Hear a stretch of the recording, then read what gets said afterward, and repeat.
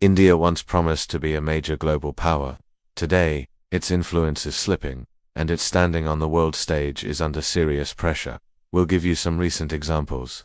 In 2025, the United States imposed heavy tariffs on India's key exports, things like steel and aluminum. It was a clear message from America.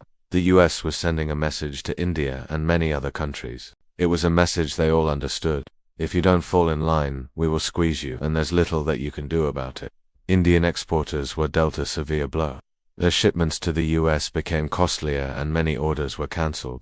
The so-called strategic partnership with the US was exposed. It was not worth the hype. And since then, it's been downhill for India. Despite billions of dollars spent on American weapons and advanced technology, India has found itself sidelined when it matters most. At summits, at ministerial level meetings, Indian officials are not even given a chair. They're made to sit on the side. Just think about it. A country of 1.4 billion people, a major economy, the world's largest democracy, and yet India is treated like a junior partner. What about China? As India loses ground, China's rise continues unchecked. Beijing is expanding its Belt and Road. Chinese money is building ports and highways and railways all over South Asia. In Colombo and Hambantota, the Chinese military is just a few hundred kilometers from India's mainland.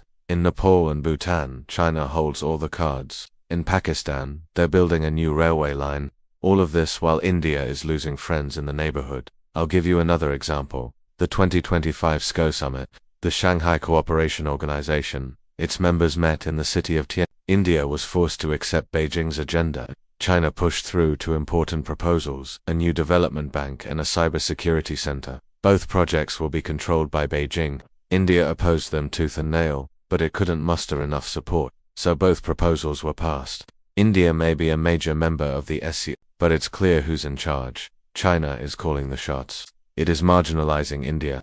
As a result, New Delhi is being forced to accept terms that could hurt its interests. For instance, China's insistence on using the so-called Chinese term for Kashmir, the Xinjiang Uyghur Autonomous Region. It's a blatant violation of India's sovereignty. But what has India done to stop it? It has raised the issue at the United Nations, but that's about it. And now reports say Beijing is pushing for another humiliating defeat for India, this time on digital sovereignty. The issue is set to be raised at the next SCO meeting in July. Again, India is not leading the discussion. It's not even shaping the agenda. Reports say Central Asian states are pushing back against what they call American hegemony in cyberspace. Guess who's silent? India. So much for being an influential power.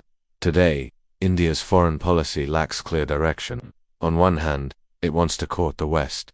On the other, it cannot ignore the reality of China's dominance. Caught between these two pressures, India is going nowhere. It needs urgent strategic reforms, especially in the neighborhood. India's decline as a power is already underway.